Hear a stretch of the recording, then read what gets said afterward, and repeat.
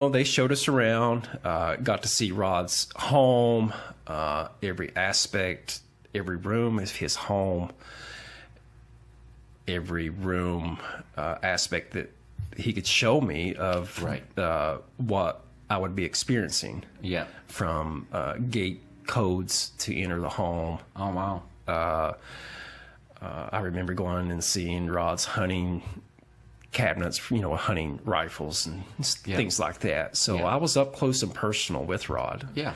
There wasn't... You're not on the outside looking in. I'm not on the outside looking in. This is real. Intensely personal. Yes, on the inside. Okay. Right. Was it exciting? Did you it feel was like, so exciting. Did you feel like it got a security clearance for the nuclear codes? Or something? It's what I felt like. It was just so unbelievable. And it happened pretty quick. And it happened so quickly. This was within the first semester of my experience there.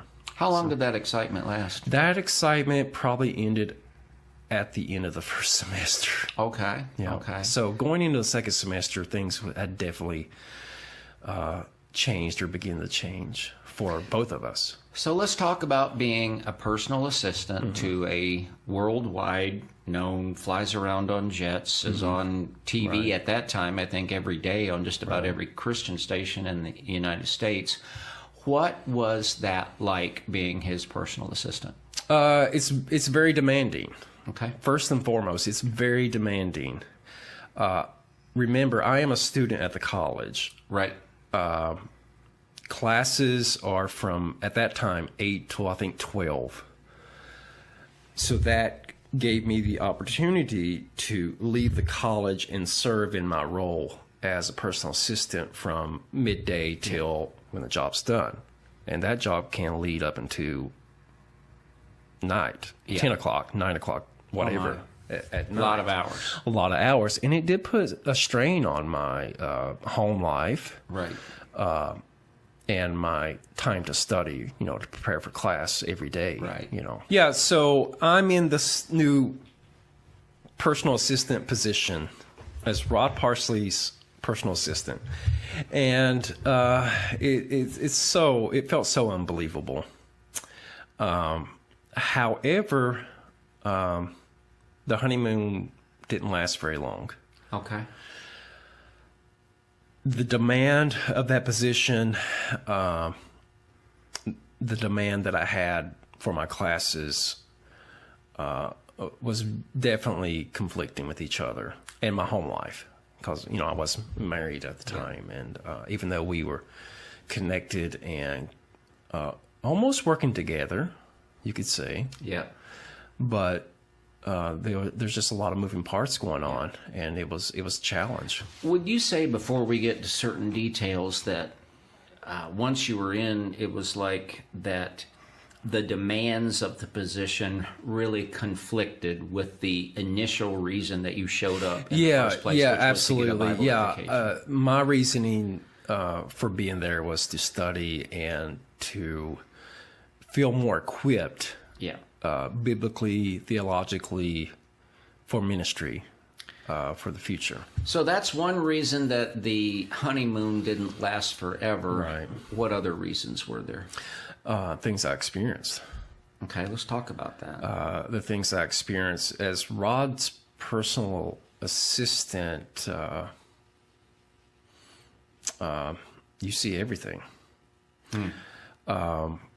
Rod has a facility there at the church that is exclusive to him and the executive team. It's the executive quarters of A Wing of the church there, World Harvest Church there on Gender Road. So Rod leaves his home and works out of that. His office is there, but, he gets dressed there. He prepares there at the church. At the church in these. It's a living quarters. It's basically an apartment there at the church. And it's pretty fancy. It's very fancy. I was in shock when I walked back there for the first time after our interview. Was that the only thing that shocked you? That's not the only thing that shocked me. I thought I was walking into Cabela's or a Bass Pro Shop with all the taxidermy. Oh. Secondly, after being in that position, I was just amazed at what I was seeing. The behavior coming from Rodney, I was confused at what I saw back there. He prepares, like I said, he comes there to get dressed for a Sunday, or Wednesday, whatever. He lives half the time there. That means you clean up, you take a bath, shower, whatever, change clothes, prepare. He would arrive in casual dress. Yeah, jeans, a t-shirt. Okay. Sweatshirt, whatever. And he prepares there for the service, suit and tie. Shoes, it's all there. He has his own living quarters. And it was shocking to me the first or the second time I'm back there, because as personal assistant, you are supposed to almost track behind his every step. Right. You got to be mindful of everything on the schedule. Mm-hmm. From little bit of the details of the service to where he's going to be at tomorrow, by the end of the week. They plan all this stuff out, and it gets passed along the schedule among the executive staff. So one of my first experiences back there, him preparing for service, he's changing his clothes. Okay. He's getting out of the casual clothes and into his suit. And there's where he gets ready in his bedroom, which has a bathroom and, of course, closet, bed, dresser, those type of things. A living area. It's a kitchen, living area. There's a library there. Yeah. And I'm in that library part of the apartment, and there's double doors that separate the living room from the bedroom. Okay. But it still has that big open feel to it. Right. Open area. And Rod is naked, walking back and forth, talking to me, instructing me on what to do later that day, or go get this for me. When you say naked, like he's in his boxer shorts or his briefs? No, this is complete 100% naked. In Tennessee, we say butt naked. You're saying... Butt naked. Okay, but that's just for a quick second. No. He's conversing with me. What, conversing? Like You looking and I, right at you? Yeah, not as close, but looking at me to tell me, go get this, whatever, I need this. So it's not like a oops, sorry? No, it's not a oops, sorry kind of situation. He's meaningfully walking around a king in his castle, butt naked. And he's looking at you eye to eye? Yeah, eye to eye. Did you, 15, 20 feet away. Did you return his gaze? No, it was shocking to me, Everett. Yeah. I am, a young Christian, a young preacher that looks up to him, on so many different levels. Pastor, the evangelist Rob Parsley. And I'm seeing him talk to me naked. This is so shocking to me, but so pardon me if we go back over this. You're saying that you've been there for a matter of months. Mm-hmm. You're there to pursue a call of God, prepare yourself, get a Bible education. Right. You get this opportunity for this, like, once in a lifetime, or like how many other people get this opportunity. Right. And you're executive assistant to a worldwide known, travels around on private jets, is on all these different TV stations. You're what, 25 years old? I'm 25 years old. Yep. That would make him about 50. He was 50 years old. And he's buck stark, frontal nude, naked, talking to you like that's normal? With no shame. He's not even trying to cover it up, or it's almost, I was under the impression like, look at me. Look at me. Look at me. Because it's so open and out. It ain't like he's sneaking behind the door. Hey, can you run and get something? I'm getting ready to get in the shower or whatever and get this for me. You're a guy, I'm a guy. We've been in junior high. We've been in high school. Right. So we've been in the locker room. And But so glimpses or what, but In any other time in your life as an adult male, have you had another adult male totally butt naked, like we say in Tennessee, talking to you as though this is totally normal for me to be standing here twice your age as a butt naked guy that has employee authority over you? No, I've never experienced anything like that in my life at that point. And I'm in total shock. I don't know what to do. I'm listening to his commands and trying to keep from having to face him and see what I'm trying to prevent from seeing, and do my job and not do the wrong thing, because the culture back there, the atmosphere back there in executive wing is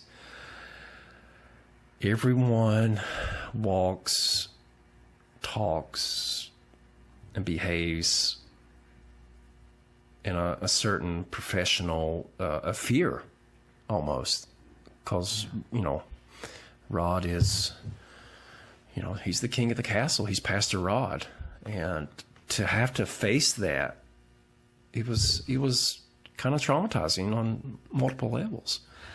Garrett, I'm going to ask a couple questions, and I apologize because this is we ain't never been here before. Yeah. We all have a memory. Yeah. In your mind's eye, in your memory, right. Can you still see those images? Unfortunately, I can.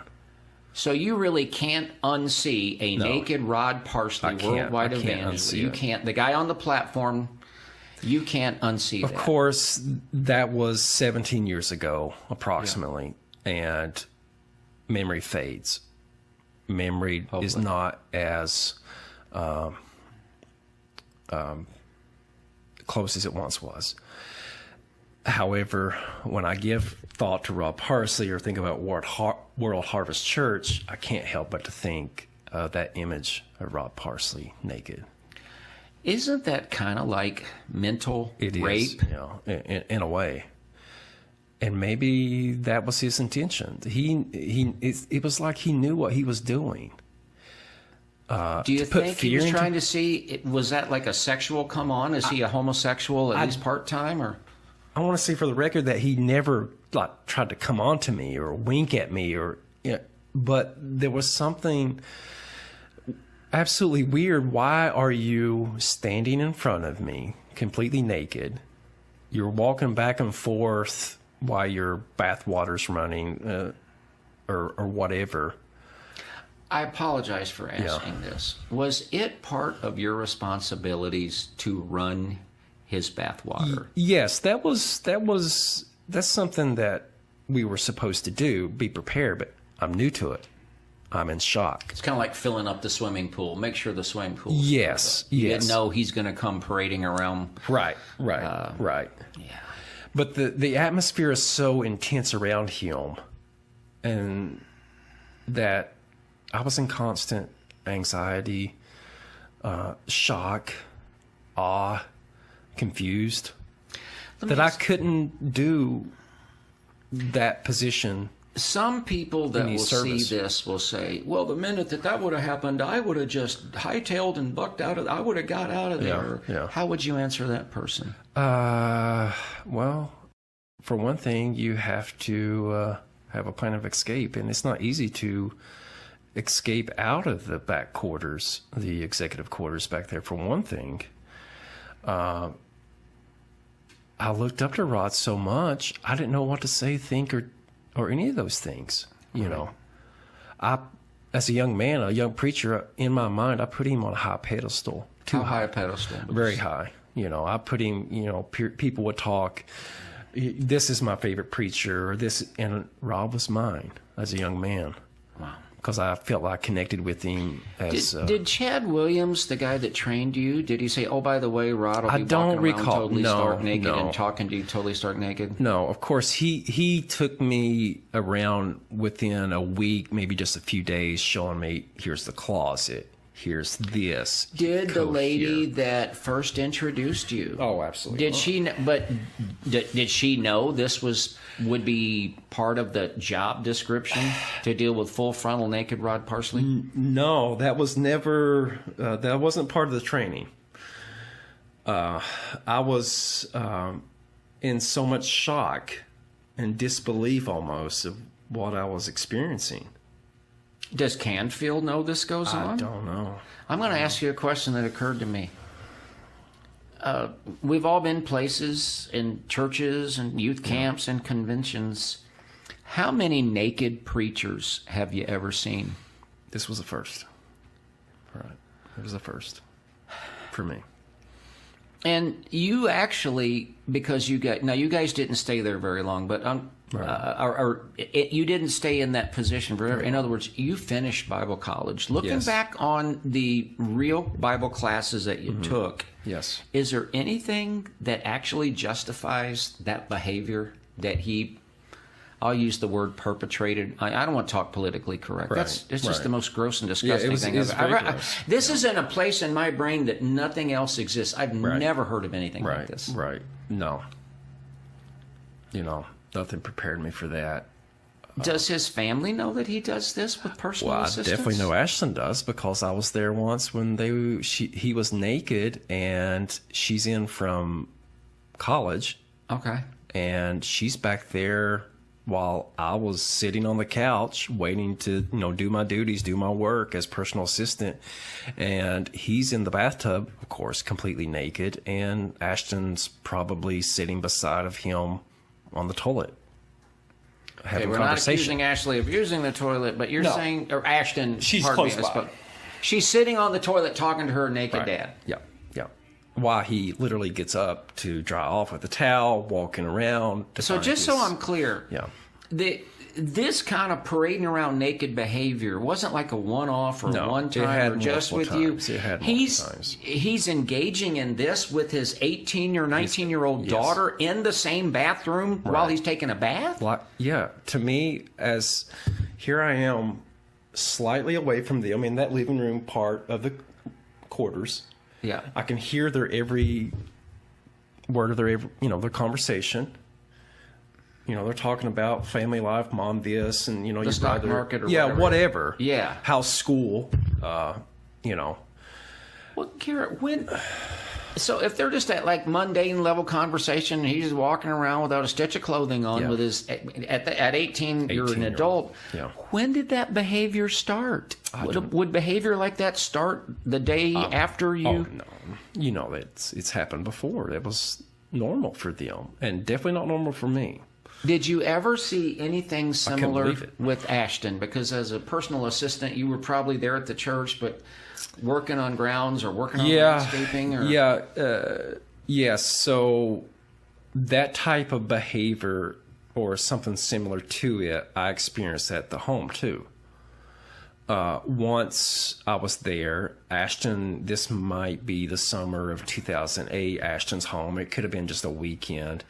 And I'm there cleaning or doing my duties, and she walks out of the bathroom with just a towel on upstairs. And maybe she came downstairs. I was nearby. Yeah. Of course, I immediately turned my head, and she would have known that there was people there because you could hear us talking. Her mother's there, Joni's there, Austin's there, I'm there, Ashley's there. Yeah.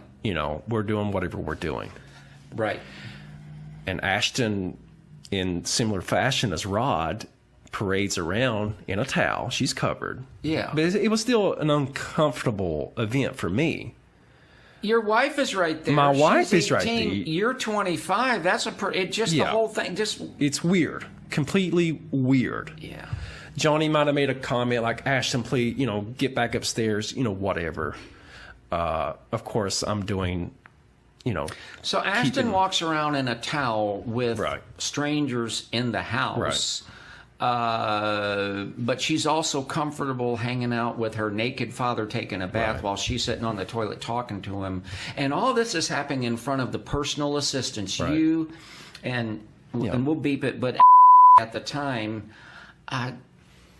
weird. Is there atmosphere. anything else in your life that you've experienced I've that is never- as weird and strange as this? Never in my life. I never experienced anything like that in my life. So being around them and their family culture was shocking to me.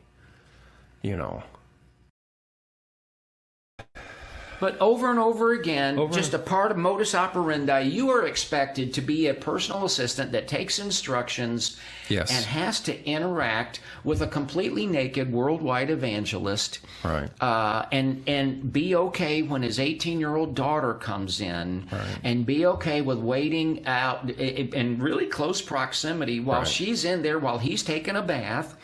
And then, although you didn't see exactly the same thing with her, she parades around in a towel with known staffer. Yeah. Who else do you think has been exposed to this kind of stuff? Well, I'm sure others have, but for me, it was just a total shocker for me. It's like we mentioned earlier, it's images and thoughts and experiences that, I'll never forget. In a little bit, I'm going to ask you the question, if Rod Parsley were sitting right here, what would you want to say to him? But what I'm going to do right now is I think we could belabor this, but I think we've covered it. I'm shocked. Yeah. I am. Folks, if you'd like to support the program, I just got to say thank you to the people that allow us to keep doing what we're doing. And eventually I'll get there. Our website, ohioforfreedom.com. You can take advantage of our PayPal link. That's very, very much appreciated. Our bank card link.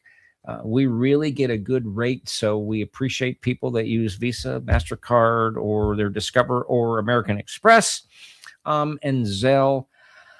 I have to say thank you, Zelle people. We do not get an email from Zelle contributors. I've looked, so we have to say thank you in advance. We cannot send an email thank you, but thank you very much, and you Zelle people know who you are. And if you'd like to support us by mail, Ohio for Freedom, P.O. Box 344, Mason, Ohio 45040.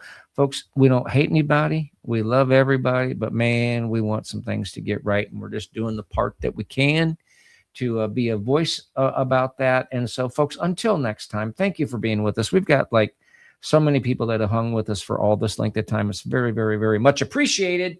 And we'll see you soon. God bless you. God bless your family. God bless the state of Ohio, United States of America. And Lord, bring